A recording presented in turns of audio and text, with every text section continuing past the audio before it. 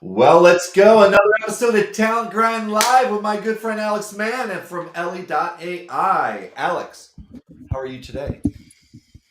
Mr. Doran, how you keeping, sir? It's been Uh, 2 weeks now. We came yeah, to I ours got last busy week, last week with stuff. These weeks are flying by, man. You know, my kids are older. Life is busier. My wife is busy. I'm getting busier and busier. So, it's just going to a little bit more hectic. And next thing I know, it was Thursday last week and I hadn't organized everything. So I'm like, Yeah. well, I guess we missed a week. We'll come back this week. Thank you all for joining us. Once again, I'm Michael Doran. This is Alex Mann. We are here to talk about recruiting, HR technology, the future of work, the state of the economy. When will this recruiting Armageddon be over? Will it ever be over? Because at this point, we are well past the Great Recession territory. Yeah. Broad, brave new world here. Nobody knows what the hell is going on, when it's going to end. Least of not me, but I mean, we are starting to see some signs of life. I think. I mean, judging by what I read on Reddit recruiting, there's a lot of engagement with comments about how's this year shaping up compared to this time last year? As in people feeling like it is very hard. And then I guess with like macro events and tariffs and everything else that are going to start hitting, it's wild.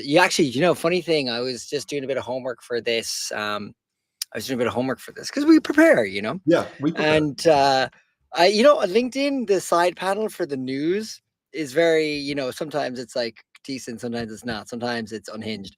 But what I saw today, like literally, I had to take a screenshot of it, was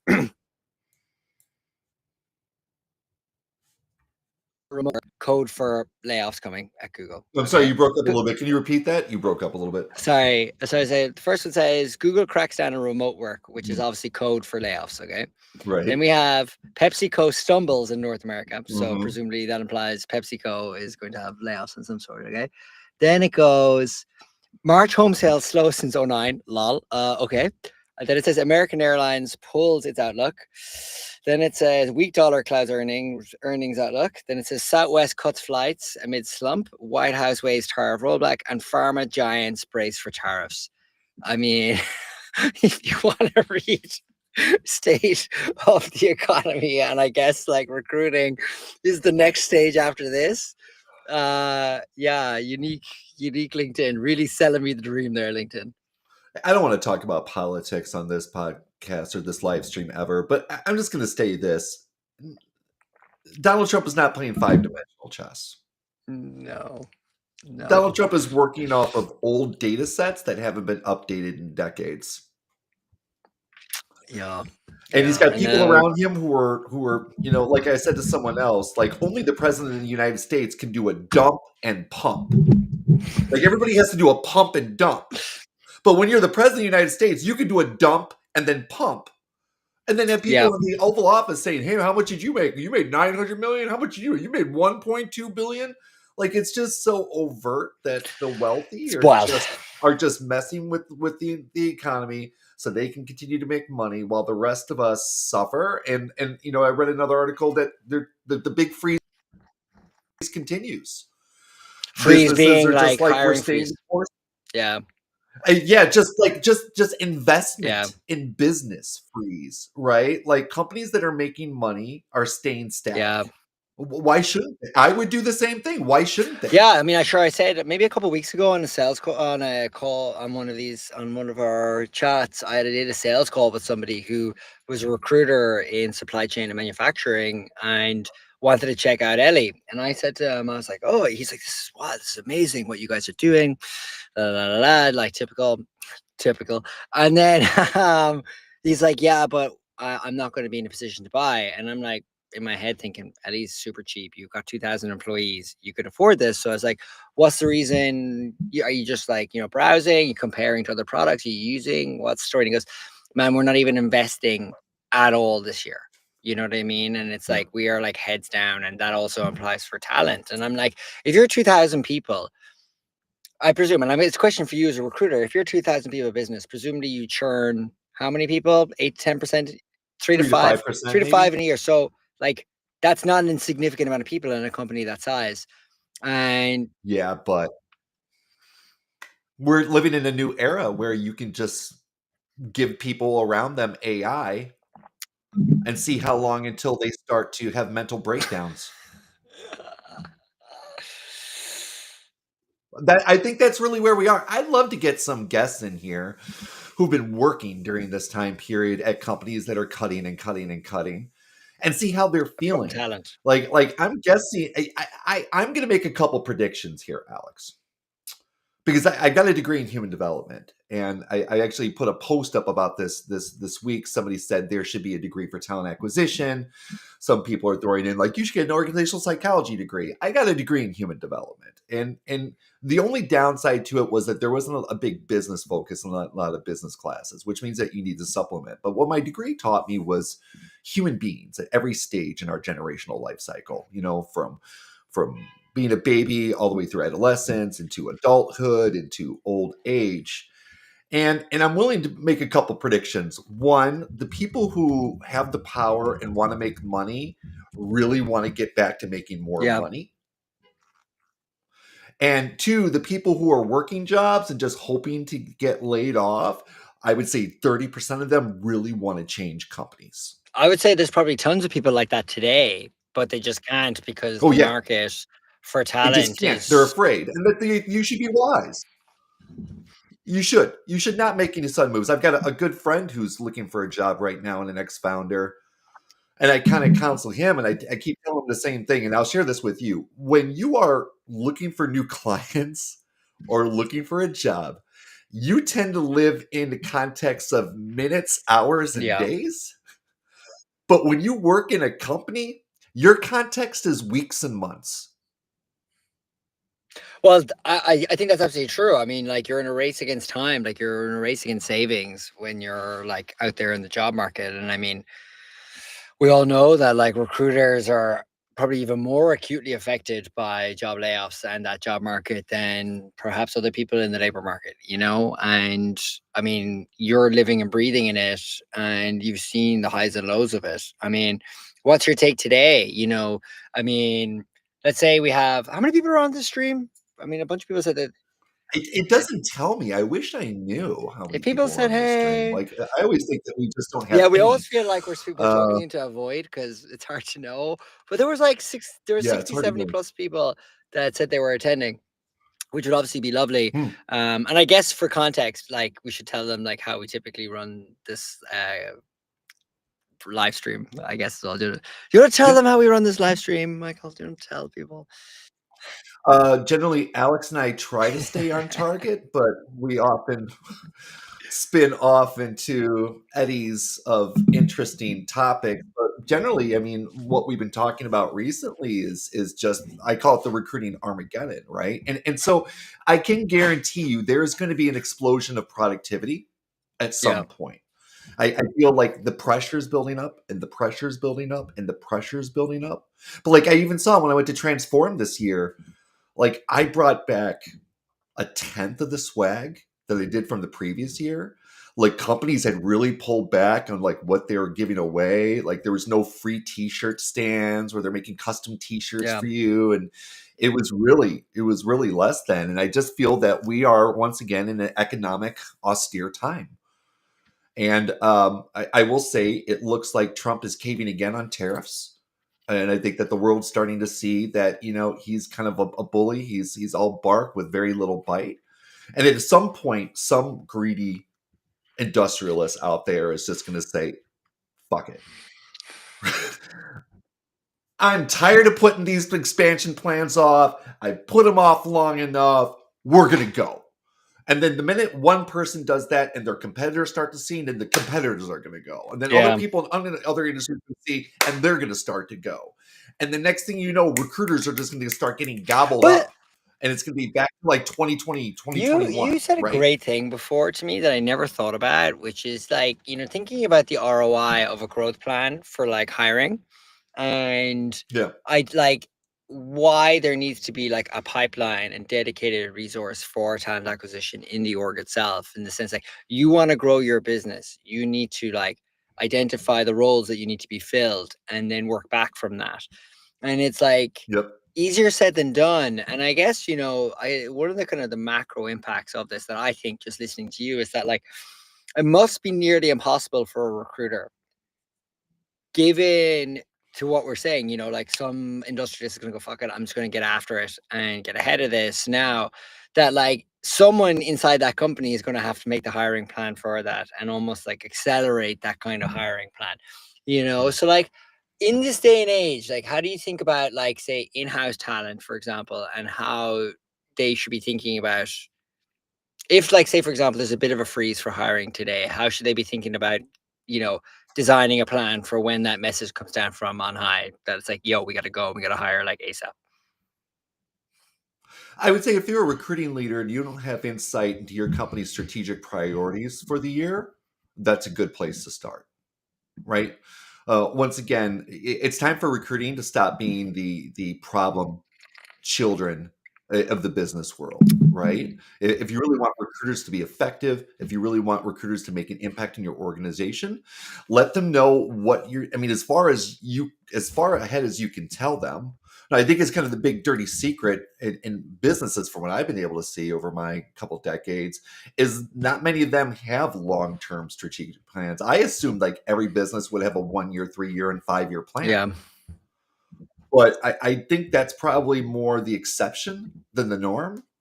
I think that a lot of businesses are operating off of maybe 1 year plans, just 1 year plan, 1 year plan, 1 year plan, which is just not as effective, right? And that's a great segue, Alex.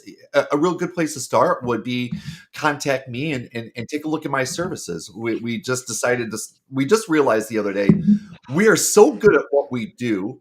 We're literally willing to put our money where our mouth is. We will work on any role for any company, their most hard to fill role. We'll work on it for 2 weeks and we'll build pipeline for you for free. For free. And in return, once we fill the pipeline, we just ask that we become your dedicated talent pipeline partner. Because you don't really need recruiting agencies anymore. You need someone who can build a talent pipeline. That's interesting. That's ultimately what matters. Okay, right? I want to drill into that point there. We don't need agencies, you need talent pipeline. Okay. Yes. Ideological shift Yeah. here, because I've actually not even Totally. heard that phrase. And as somebody who sells this kind of software, I invented it. Yeah. Okay, let's talk about that for a second, because I actually think that's a really, really tight phrasing, and it is a kind of mindset shift. So, like, lots of companies will outsource hiring because they just don't have the resource internally to like make it happen.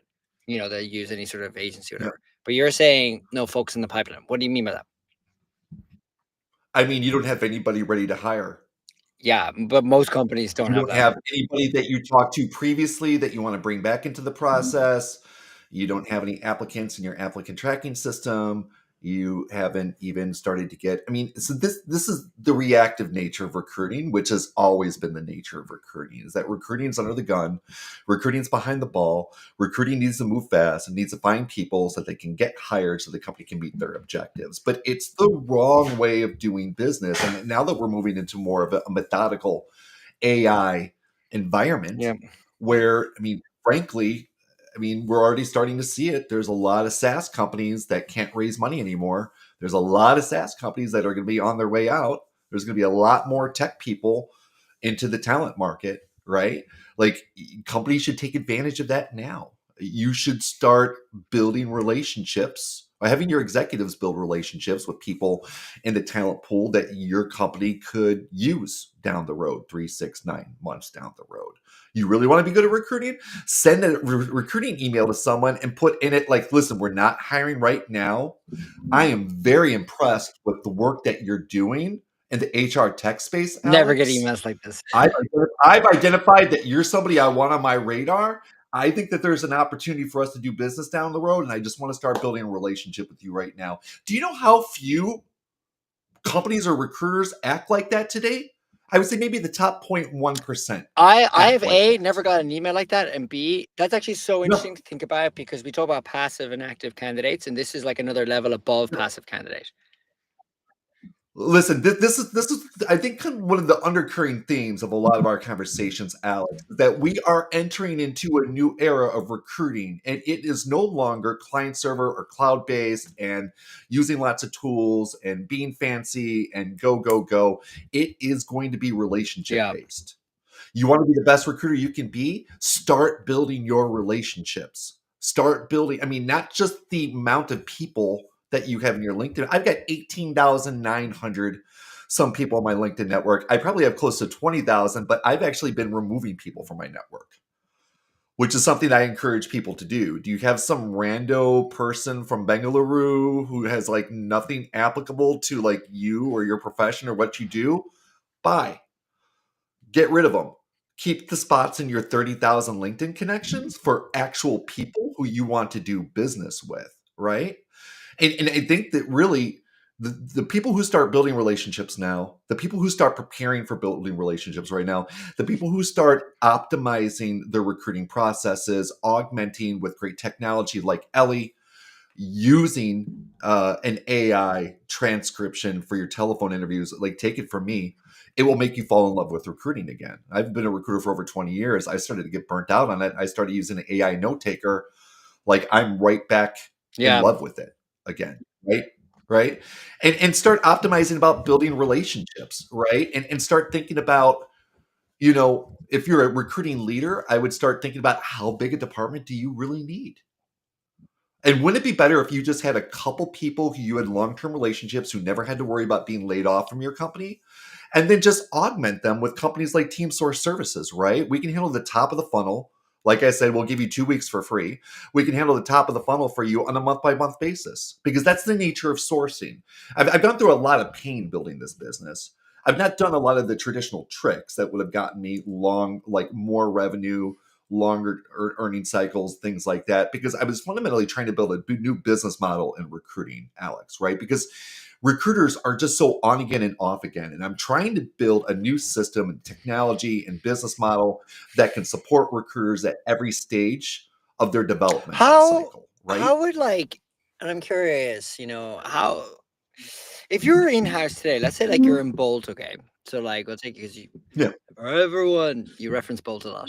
And it's like Yep. if you are in that hot seat now, obviously there's the culture of how we do things, and there's the culture of how we've done things.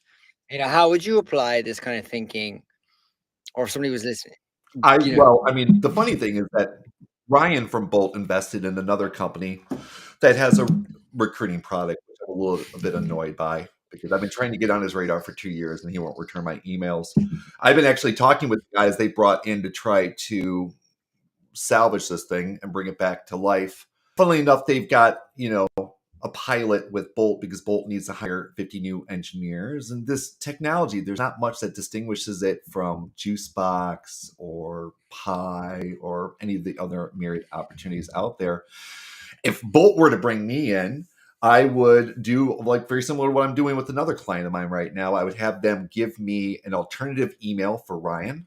So Ryan is Ryan at bolt.com. I would have them give me ryan.b at bolt.com. And then I would start doing all of my outreach as Ryan, using that account, using our platform, which you can use for free, teamsource.com. And I would start reaching out to as many of the engineers who are on target and qualified as they're looking for. And then I would educate them on who Bolt is and what's recently happened in Bolt. Ryan has come back as the CEO. They have just launched a one-click checkout app. It's going to be like a wonder app that's going to handle crypto and finance and shopping and everything that you could want. And that, we're coming back into a very prosperous time and an exciting high growth time in Bolt. And, I'm reaching out because I want you to be involved with it. There's nothing cuts through the noise like an email from the CEO. Nothing. Yeah.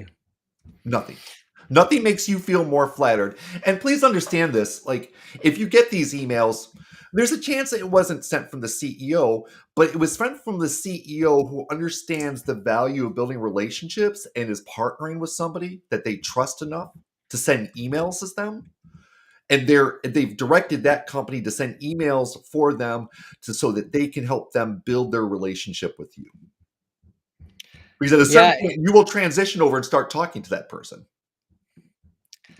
yeah, it's interesting. I think like I just how do I think about this? I think like, you know, it's one of those ones that I'm like, it seems like there's a whole cultural uprooting that needs to occur in everyone's sort of talent acquisition process across the board, but like when we talk about like startup hiring, for presumably like your service is like, when we think about it, it's like talent acquisition specialists for like high growth startups, that Any company.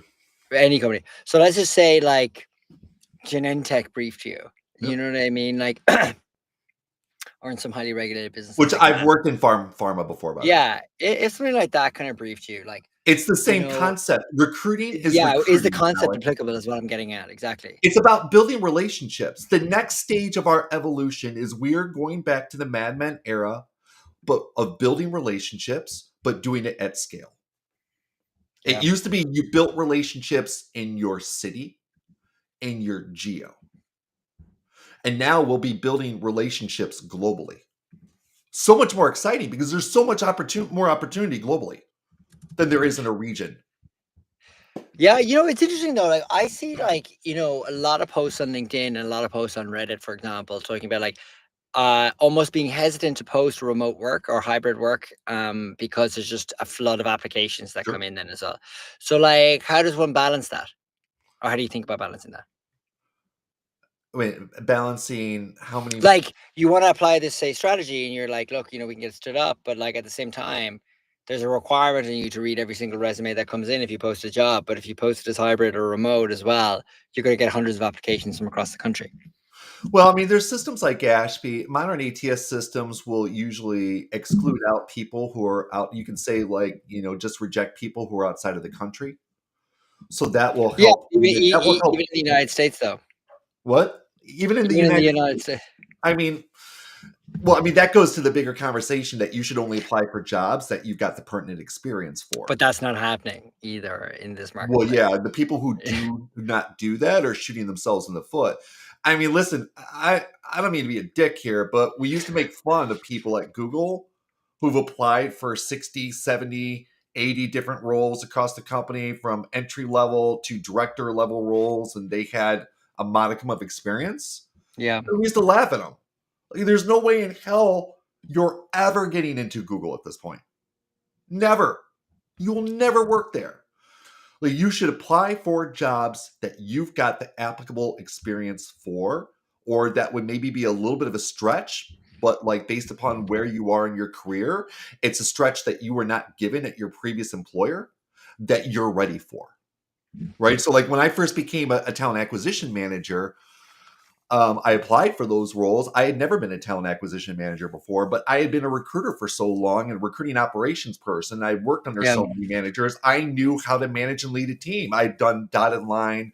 I'd done special projects. I'd run functional kind of areas.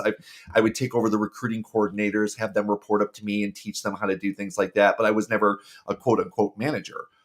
And so when I got that job, I was ready for it. Right. And so people need, I mean, it's really hard to be mindful and deliberative in building your career when we've just gone through a period like we have, Alex. Yeah, but I think that's the thing. Our like obviously it's a weird one because candidates obviously just like there's a lack of jobs. I Yeah. mean, objectively, there's not a lack of jobs in the country. There's a misalignment of opportunity. Is probably a better way of phrasing it.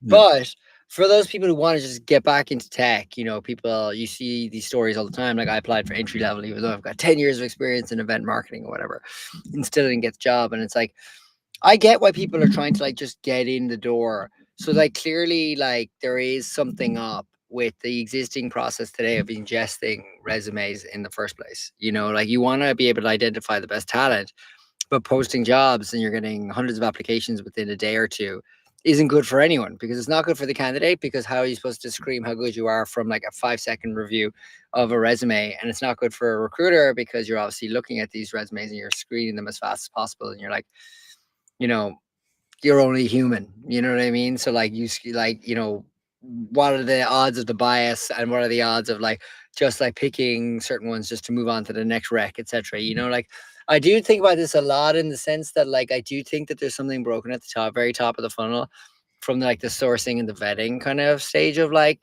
you know, recruitment, because like clearly there's just an overwhelming supply of candidates that is just like conflicting with the massive the large supply issues of recruiters working today. You know, like I hear all the time, like I speak to recruiters and they might be in a 1,000-person company and there might be 2 recruiters in the whole business. Yeah. You know, like how are they, so how is that challenge to be solved for? You know what I mean? I guess this is where technology comes in, but like I can't come fast enough. Well, I mean, first of all, I'm going to say it's probably time to leave tech if you're not deep in tech. I know for the rest of my career, if someone got into tech between 2020 and 2022, I'm going to look at them a little bit differently than people who got involved in tech in 2008, 2010, 2012, 2013, that sort of thing, right? Yeah. Um, Take what you learned in technology and go to other industries and segments and help them upgrade. Yeah. There's a lot of opportunity out there in the world. Will you work at I remember when I worked at Dropbox. I mean, what I would meet people all the time. I would meet people all the time who just weren't into tech. Yeah. They wanted to be a Pilates instructor, or they wanted to do this, or they wanted to do that. They weren't nerds. They didn't love technology. They worked there because it was the cool place to work. They worked there because it paid well. But they weren't like, I'm a deep raving fan of technology. I have been ever since I programmed my first game on my Commodore 64 when I was a kid, you know? Like, I love technology. Don't date yourself, you know? Yeah, I will. You know, I live, breathe, eat, sleep technology, right? Like, I study technology. I know a lot about technology. I feel like I deserve to be in technology. And I don't know if that's necessarily the case for everyone. And that's not a bad thing, but there's a lot of other industries. There's a lot of other segments. Are they as sexy? No. Are they as fun? No. Will you get the offsites? No. Will you get a stable job? Yes.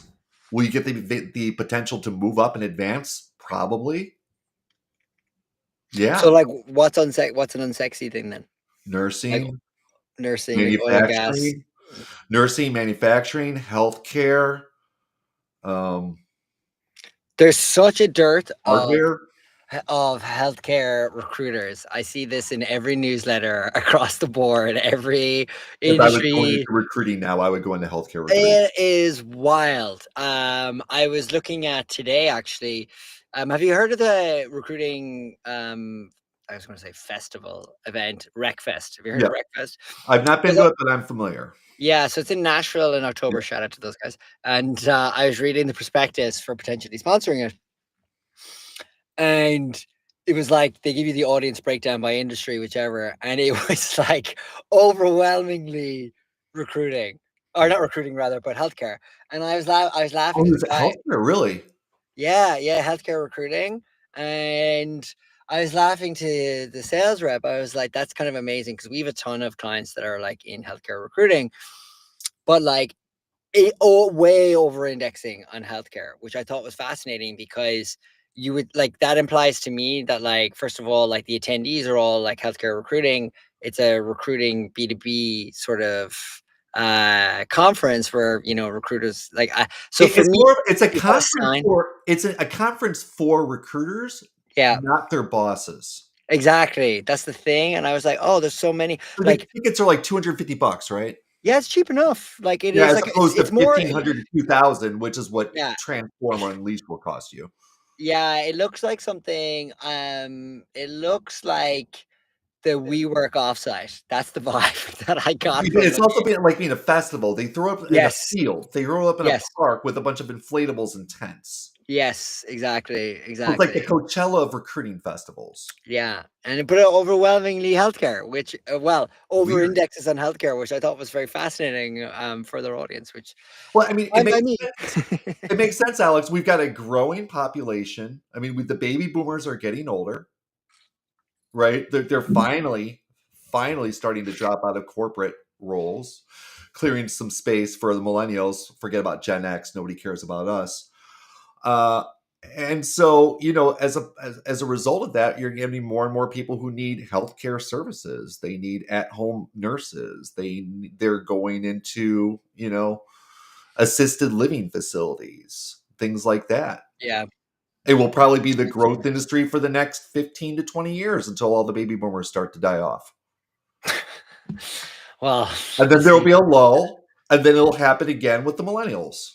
well, then Gen X. Speak for yourself first, and then That will be the lull, because Gen the- X, nobody cares about us, and we'll just die in a field as the feral children we are. at the Wreckfest field. Yeah, we'll die in the field at Wreckfest trying to get one more client, right? One more. $3, right? But Exactly. it is interesting because I'd hate to speak to the death knell of like tech software companies, but like Oh, it's without a shadow of a doubt. I mean, the amount of obituaries I've read recently of like if you were in SF between 2010 and 2020, it was like golden age, like that was gilded era, and I was there for that. And I honestly you too. look at it now and I go, wow, like what a vibe shift. It just goes to show what mass layoffs will do to people, because layoffs happen in that time. Like, I remember, the food tech company delivery wars. There was like Munchery and Spoon Rocket You and mean all when these VCs were subsidizing all of our subsidizing lifestyles, all right? these. But the mindset of people there at the time was rinse, repeat, onto the next startup, onto the next. Like this is just circle of life stuff. Whereas obviously it's gotten far more pernicious kind of since COVID, like since 2022, when like layoffs became, I guess, sort of normalized. You know what I mean? Or like the reality check kind of hit the industry, Yeah. and that ain't coming back. It is. I mean, it'll come back, but it's going to be much more exclusive, and you will be judged in how you use AI. Oh, well, I mean, that is a segue into obviously one of our favorite topics, which is like Will be screening judged for in AI. how How are you going to use use AI. it? The Yeah, people who get 1,000%. jobs in tech will be the people who've mastered AI, who've mastered AI tools, who can come Yep. in with ready-built processes, who can make an impact on day one. That's what tech companies want. So let's take that. Okay, that's what tech companies want. Like, so take that for example with like, recruiting. Like, do you see with say potential clients of yours? Obviously, you would do calls with people who are like, "Oh, we'd love your services. Talk to us about this, the tech, and all that kind of Yep. stuff." They're obviously coming from a place that they don't have that insight, or they don't have that knowledge, expertise to apply AI tools to their workflow to like change the entire process for how they recruit in a more efficient way. Like, what's it going to take for that in recruiting to kind of get to a place where you are bulletproof, Mr. AI, where you are wanted? Like, what would it take? I think being able to answer behavioral questions about how you've been able to build pipeline and impact within a matter of days, or certainly week, as opposed to months, right? Like I remember when I got the job at Bolt, and the very first day, the COO was busy, and I was still kind of on board. And he's like, "Well, hey, do you mind doing some phone screens?" I'm like, "Throw them on my calendar." I took all of his phone screens. The second day, he's like, "Can I do that again?" I'm like, "Just give me everything recruiting on your calendar right now." And Yeah. he dumped his entire everything recruiting off his calendar onto mine. And I'm like, "I'll see you later." And we never looked back. I made impact the very first day, right? That's it. Work for a bigger company, learn as much as you can, become really, really good at getting a new requisition and building pipeline for it immediately. Learn how to build relationships with different hiring managers. Ask your boss to give you the most prickly, difficult, notorious hiring managers in the company. I guarantee you that person is probably the top of their field, and they don't suffer fools, and all they care about is results, and give them results. And when you're able to do that consistently in a big company, you're ready to go work at a startup. What about the inverse of that, though? If you want to go work at a large company, which has way more embedded processes, for example. I mean, if you worked at startups, they might be interested in you just because they know that you're scrappy. If you're outside of the industry, I think it's going to be networking in and just getting them to pay attention to you and to give you the opportunity. Like, there's these weird parallels with hiring, dude. It's like this chicken and egg thing. Like, you can't get a professional job until you have professional experience. But how do you Yeah. get that first professional experience? That same thing happens to you when you try to become a manager. You can't get a manager job unless you have management experience. Well, how are you going to get management experience unless someone gives you that opportunity, right? And that usually Yeah. happens inside of companies, right? So that will probably overlay, like, you can't get a technical job unless you have technical experience. But how do you get technical experience if you don't work for a technology company, right? So that goes back to the core theme of this year. It's about the relationship, stupid. I spend all my time trying to build relationships with people. I follow up with people. I try to talk to people. Like, very few people do that for me. Very, very few. I'm always the one reaching out. And it's frustrating, but we all need to be acting like this. We all need to be reaching out. We all need to be having calls. You could probably make room for 3 to 8 more calls a week that are just exploratory, meeting people in your industry and just looking to build relationships, figuring out what the Yeah. person's all about. What can the person offer? How can the person potentially help you? Can they be an ally of yours in the future? Right? Like, I've got everything set up in a Notion / AppFlowy database, which I basically stole from this VC in the East Coast who's built his own database. And that's actually one of the reasons why we're building the product that we're trying to build, because I'm trying to centralize all that into one place just to make it easy for you to build, manage, and maintain relationships. But I think that is the alternative to this AI world where we're all going to be replaced and the government's going to have to give us all a minimum viable income or basic income. And then it's going to be this future dystopian future where there's like cities with giant walls and all the rest of us are out in the wasteland around it while the rich people are living the good life in the city with the high wall. Like, I don't think anybody wants that. Right? I watch a ton of sci-fi. Like, nobody wants a dystopian sci-fi future. I mean, it sounds like The Last of Us, frankly, but well, I mean, The Last of Us is after everything falls off. If you look at like what's that one on Facebook that's really good, like Alternate Carbon or something like that, where people have these like memory chips in the back of their head.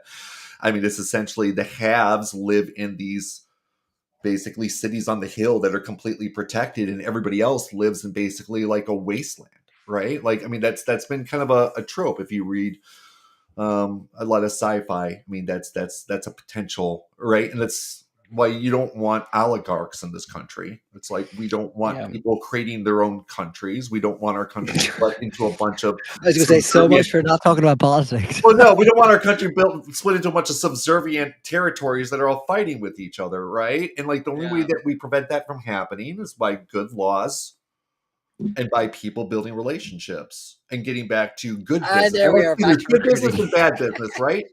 Bad business is cutting and cutting and cutting. And then bad business is, Jeff Bezos saying that he wants people to wake up a little bit of afraid and go to work. Yeah, I mean. Right?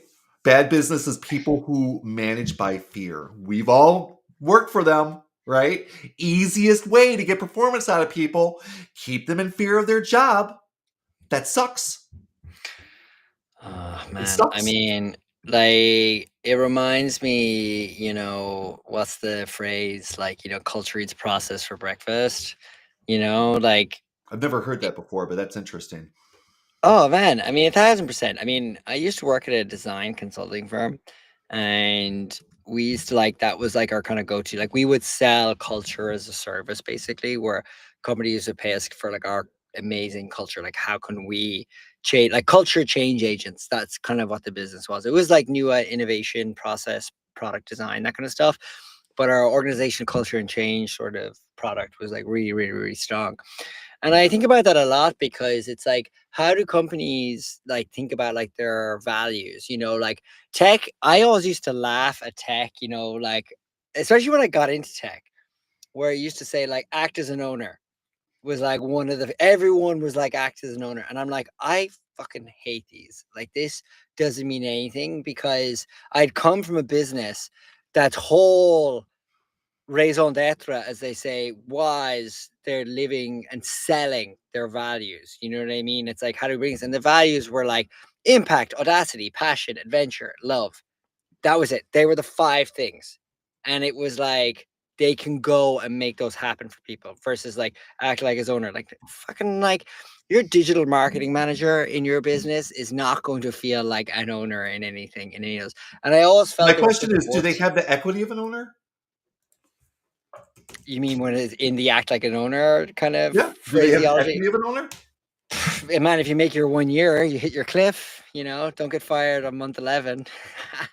uh, that takes me back. Trauma.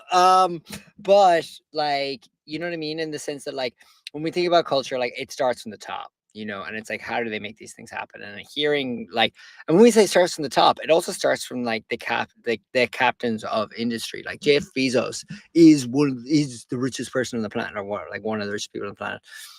Like, what he says has an extraordinary value. You're sharing your screen here. Sorry, it's Yeah, I'm sharing my for a screen. minute. I built this in 2023 because I, like you, don't like the values thing, right? And I Well, read if they're something good, somewhere. if they're applicable, you know what I mean? Somebody Like, it's said like, it shouldn't be values; it should be virtues. And I somebody said feel that in the that, somebody just commented it in this? yeah. Said that? Amazing. Whoever you are, thank you. No, Actually, we have did someone just comment? no, I'm saying, like, I thought you said somebody who was listening to us said that. I was like, Oh, that's no, no, awesome. no, no. I'm just saying, like, I read something somewhere else, and it was like, don't build values, build It actually was Ray Dalio.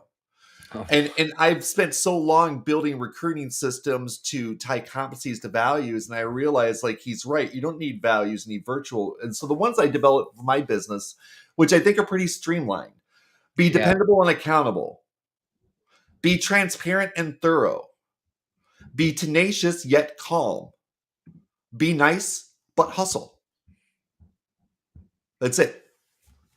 Yeah, I like that. Short, sweet. The Short and shorter the sweet. This shorter, is the how we better. You know operate. what I mean? Yeah, this is Yeah. how we operate.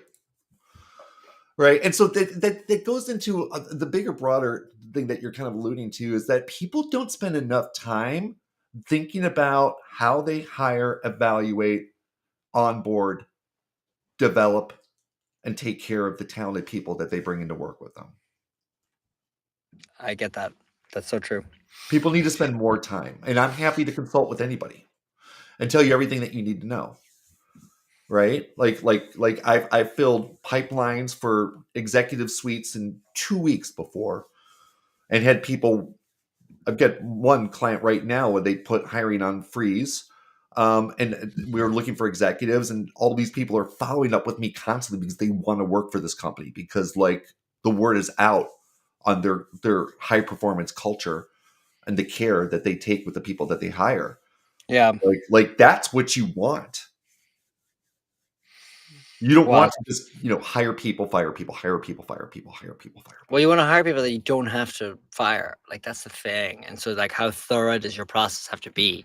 Right. And that's like the real question. And it's like, people have speed to hire metrics. And it's like, Yeah. is it speed to hire is the right metric in that case? Do you want to turn people over? What's the culture like in the org? Is this like, that's where culture fit matters? You know what I mean? Like, And the big companies are leading the way. I mean, so now if you look at Amazon, Andy Jassy is being very specific in telling people that having a big org with a lot of direct reports does not increase your value to the organization. That's not a high value metric anymore. yeah. Right?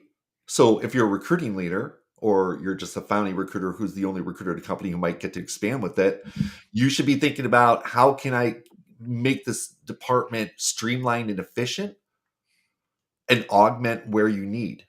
Like, you don't need a sourcing team. You just need to work with me the few months of the year that you need to source and bring people in. I can do it faster and more affordably than you could ever dream of, right? Yeah. I mean, you're talking a big game here, Doran, for those Dude, I'm listening. willing to work for people for free for 2 weeks. Like, literally, we've got a client Yeah. right now. I'm not going to mention their name, but they're basically creating the new air traffic control network for the FAA. Okay. Like, they're having us look for hardware engineers who've got very, very specific FAA certification, Yeah. very specific, like, certification, like numbers like DOS-330 type of stuff. And we got like 20 people into one of their roles in 2 weeks. And that's why I've just my co-founder, I'm like, dude, like, this is like the hardest role that you can imagine. Like there's like only a certain amount of companies that even operate in the space. There's an even less amount of people that actually, and we're not even doing outreach as their director of engineering. We're doing outreach as their recruiter. Yeah. You know, and like if we can do that, I can literally work on any role for any company in any industry in any segment, and I will build pipeline for you in 2 weeks or less. If you got your recruiting team saying it's impossible, I've looked at everybody, I can't find anyone, it's somebody else's fault, it's not mine, just bring me in and I'll do it. Oh, Guaranteed. that's a lovely sentiment. That's how I built my career, dude. Yeah. As a contractor, that's how I built my career. I was brought, when you're a contractor, when you're brought in, you're given all the shit that the other recruiters don't want to work on. They throw it on you. And they're like, you know, you'll sink or swim. Yeah. You'll sink or swim. So, wow, 47 minutes already. I think we should probably cut this. Alrighty. So, I mean, once again, I think the general theme is that the recruiting Armageddon continues. There are signs of light on the horizon. At some point, this bubble is going to burst. The big question is, will it burst before the August recess, or will it come in the fall, or will it be pushed off to next year? That's what we need to be. So, are we going to get it before August? Are we going to get it between September and November? Or are we going to have to wait till January 2026? When it should have come in January 2025 if someone hadn't started doing a bunch of tariffs. Anyway. All right. Well, thank you all for joining us in Talent Grind Live. We'll be more consistent. We'll be back next Thursday at the same time. I hope you all have a good week. Alex, as always, thank you so much for your time.